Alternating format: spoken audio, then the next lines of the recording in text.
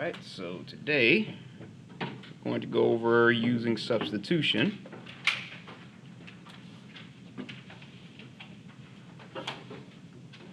to solve definite and indefinite integrals.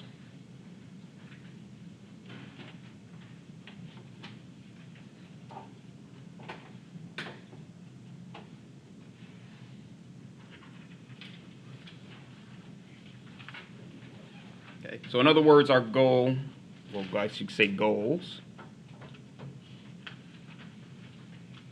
would be to convert complex integrals involving trig functions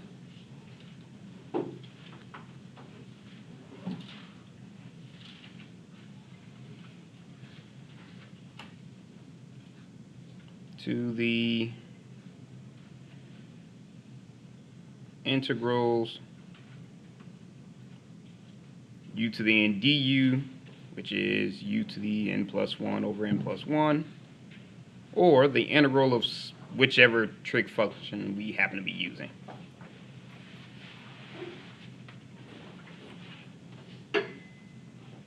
With respect to u, of course.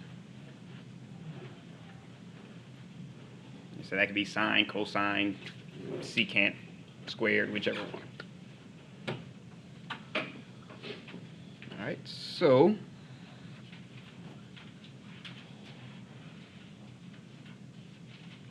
the guidelines for using u substitution . You want to choose your u equals some x function. Okay, depending on what type of problem you have, usually it's best to pick the value that's inside of the, I guess you could say, the composite of the trig function.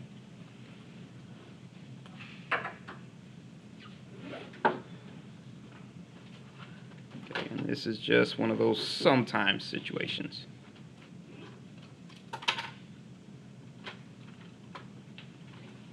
The inner part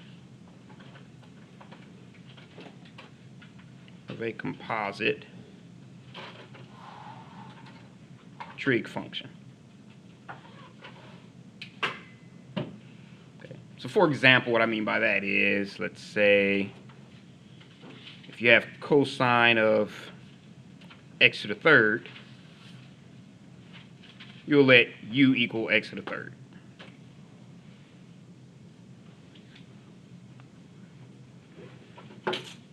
Alright, so once you've picked your u value, then of course you have to find your du.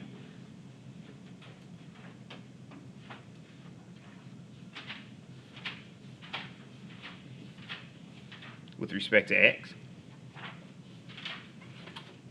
Okay, now once you have it in terms of u, you just go ahead and integrate. Oh, that was some.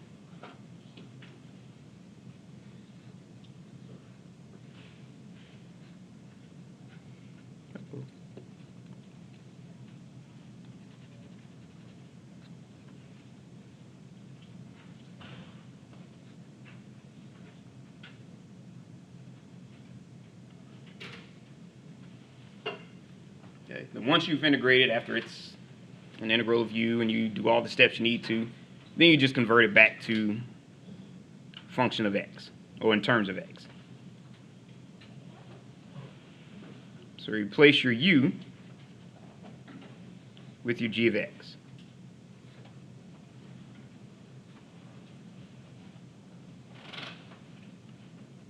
Get your antiderivative in terms of x.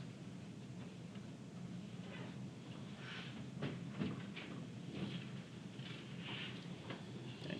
Yes? So in the homework, it had us do, well, in the, like the explanation, it had us change the bounds whenever we use u substitution. Do you think that's really necessary at all?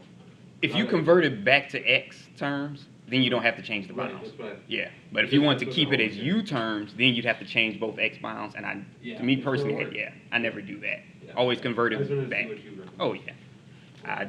Once I found out all you had to do was convert it back, I haven't changed it to u since. Yeah, So. you gotta do it anyways. Yeah. Are there any situations where you have to leave it as u in order to actually calculate it? Like if you were trying to do a method with something involving logarithms, and it's like asking for a part of the integral that technically doesn't exist on that logarithmic function. But with the integral, it would exist for the different bounds.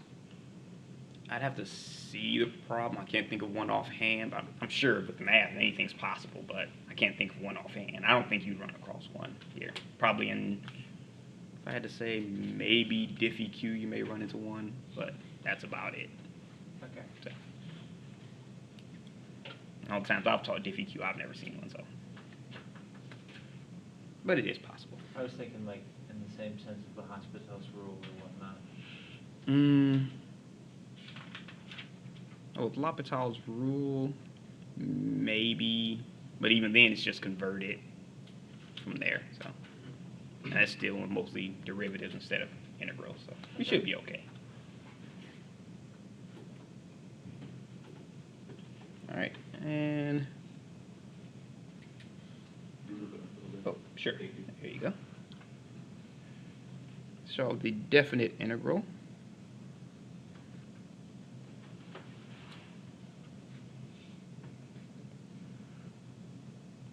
By using the fundamental theorem. That's if necessary, if it's definite.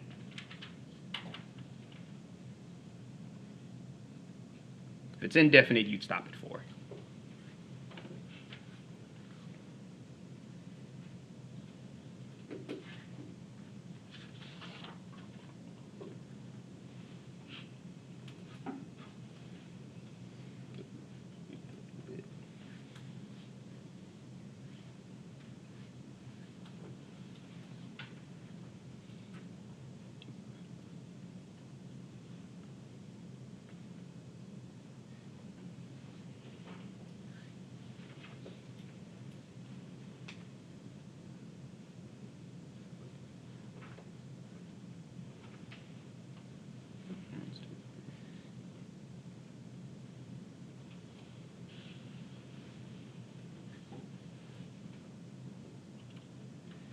Right. Okay, so let's say, for example, we wanted to evaluate, bring that down a little bit, say the integral of x squared cosecant squared of x to the third with respect to x.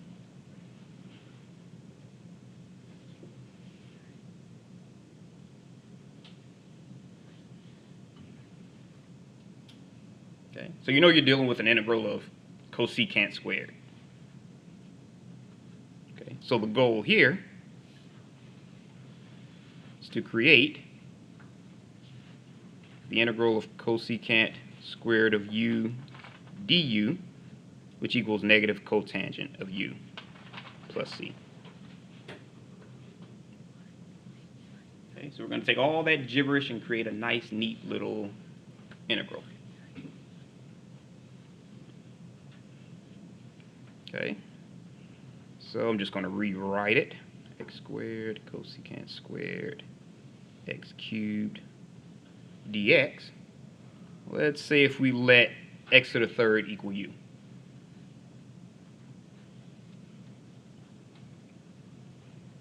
Or u equal x to the third. I don't know why I did that. That just looks funny to me. All right. Which means our du is going to equal 3x squared with respect to x.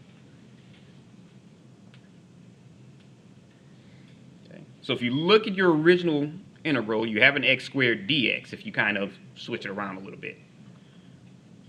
Okay, so that means your x squared dx, if you divide both sides by 3, is just du over 3. Okay, so now I'll just go ahead and plug those in. First, I just like to rewrite that a little bit. So the integral cosecant squared x to the third, I'll just bring the x squared over there. X squared dx. Okay, here you have your cosecant squared u. And your x squared dx, that's du over 3. All right, so now we can just rewrite it.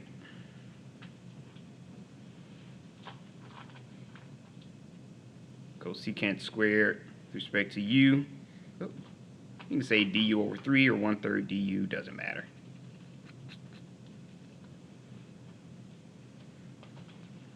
Okay. Just like before, we just bring that 1/3 right out to the front.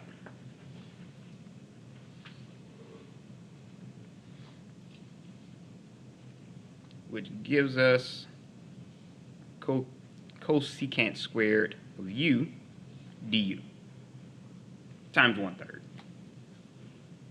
All right. So if we integrate it, we get our 1/3 times negative cotangent of u plus c, which once we distribute it, we get negative 1/3. Cotangent of u, you can go ahead and replace the u right here. And our u is x to the third. And 1/3 times a constant is still a constant, so that's your answer.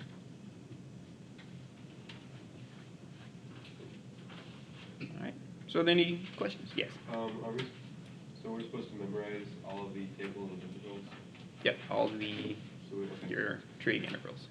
These won't be on this coming up test. Okay. So, yeah. Oh no, nothing today will be on the test. The test is just from last class on back. So. Okay. What up to the next test? Oh yeah, it'll be on the next test. Okay. Yeah. All right. Any questions? Yes. Will we have to know all our formulas for those? For the upcoming test, yes. Okay. Yep, you have to know all of them. So the entire table of integrals that you have on Canvas, you need to know the entire, Yeah. entire page? Okay. Yep. For the next test. You will. Yes. Yeah.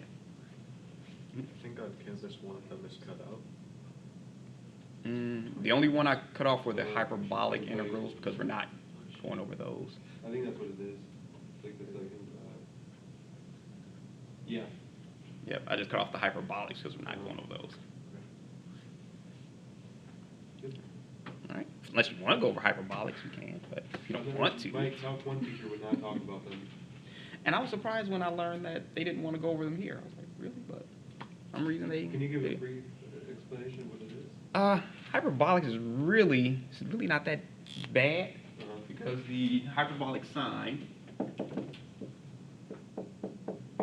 is just e to the x plus e to the negative x over 2. And hyperbolic cosine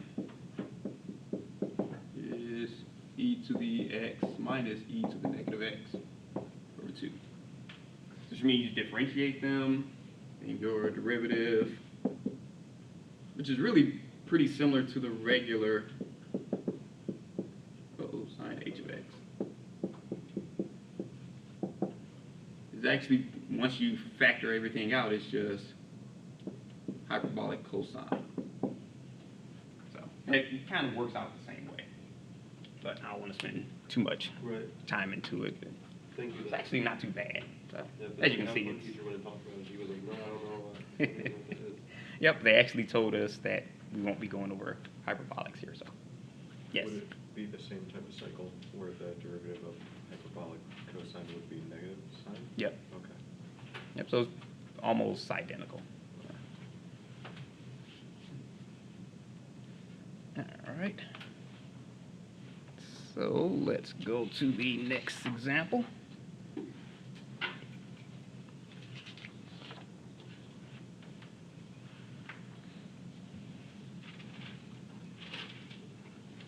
All right, so let's see if we evaluate. I always forget that.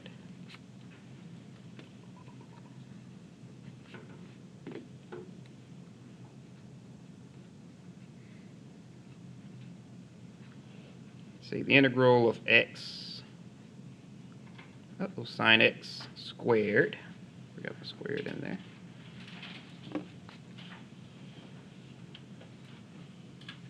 With respect to x.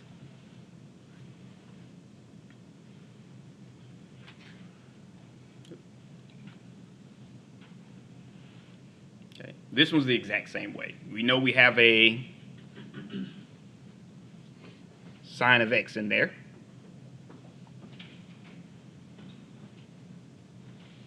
So our goal here is to create the integral sine of u du, which is negative cosine of u plus c.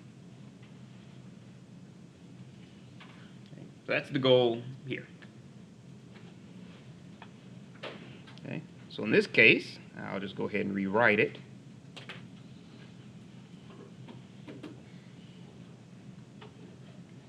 We'll let our u equals x squared.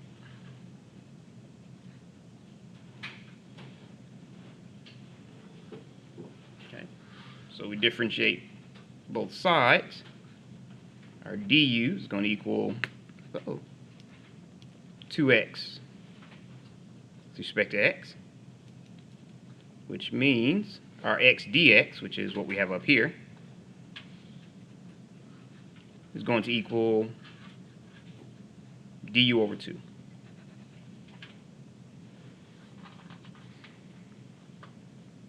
All right, so we have the integral sine x squared times x with respect to x. So we have our sine of u, and our x dx is du over 2. Alright, so we just rewrite it and integrate from there. Okay, so we have our sine of u, integral sine of u with respect to u divided by 2. We get our 2, bring it out to the front. So that's 1/2 the integral of sine of u with respect to u, which is negative cosine of u plus c.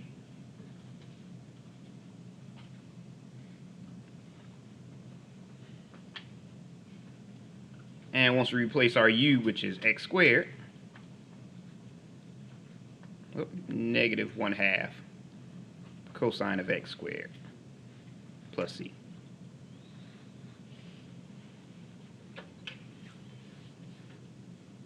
All right. Any questions on this one?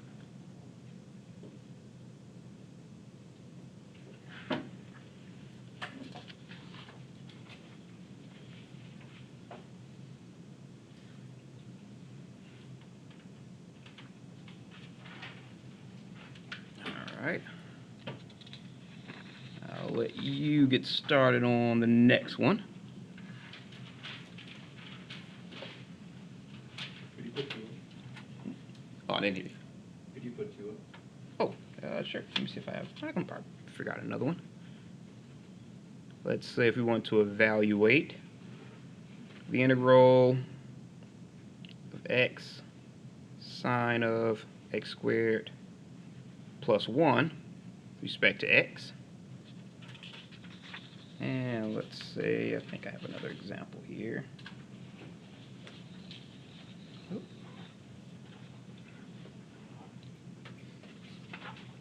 If not, I can figure one out.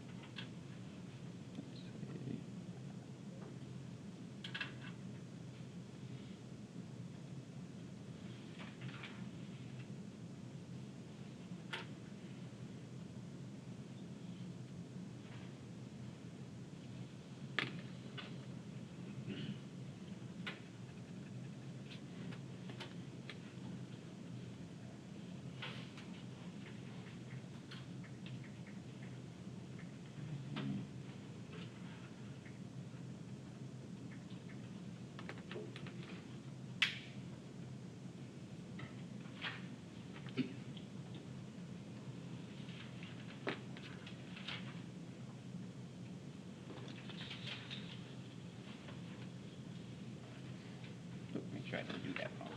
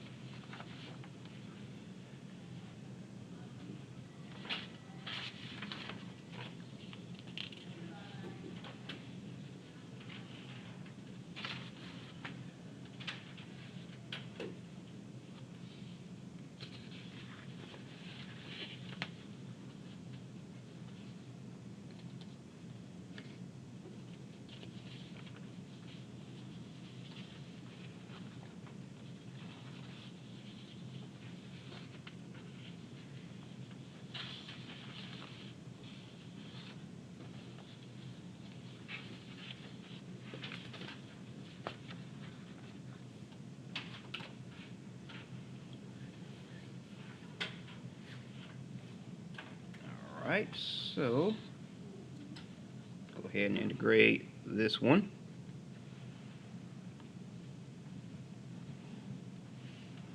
Okay, so our goal here is to create, again, our integral of sine of u with respect to u, which is negative cosine of u plus c.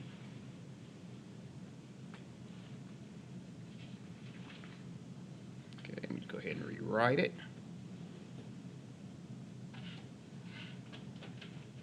Alright, so for this one, we're going to let u equal x squared plus 1.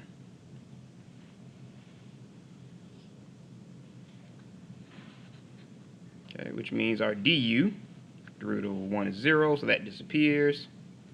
That becomes 2x with respect to x. So again, our x dx is going to equal du over 2.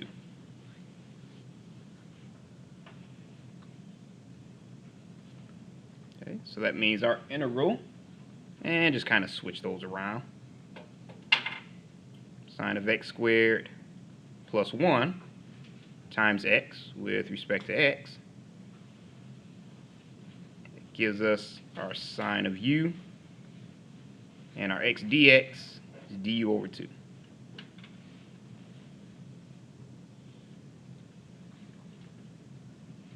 Alright, so we have our integral sine of u, and our du over 2, we can go ahead and just bring the 1/2 right out front. Okay, so that gives us 1/2 times the negative cosine of u plus c. So that's negative 1/2 cosine of x squared plus 1 plus 1/2 times a constant, still a constant.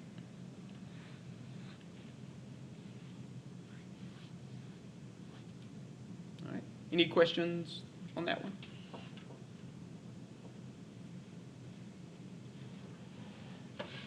All right. Let's clean that up.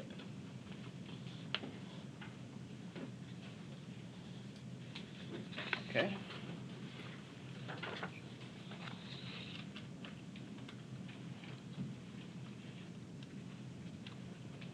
Now for this one, since we have a cosine, oh, sorry about that. Since we have a cosine, our goal here is to create an integral of cosine of u with respect to u, which is sine of u plus c.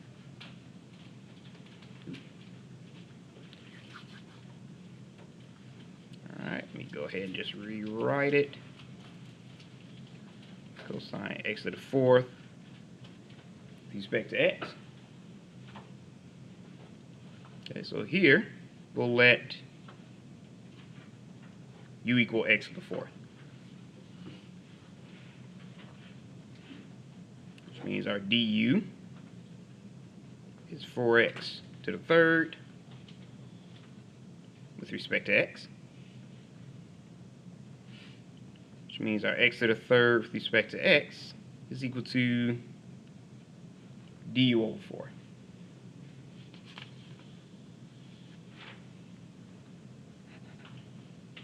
Alright, so that now we know that our cosine of x to the 4th, x to the 3rd dx actually gives us our cosine of u and our du over 4.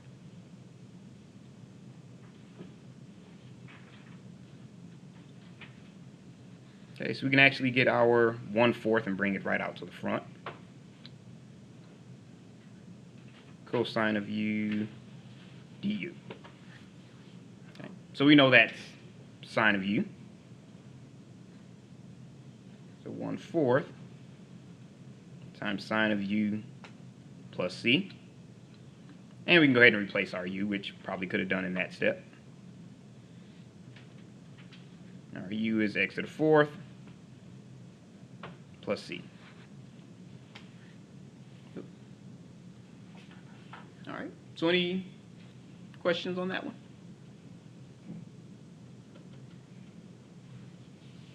Okay.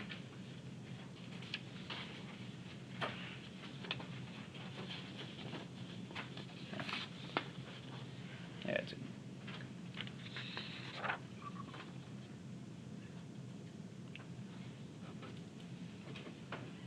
All right, so let's say we wanted to evaluate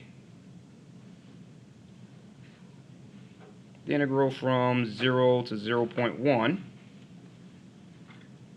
e to the 2x secant squared e to the 2x with respect to x. And that's probably going to shut off in a second.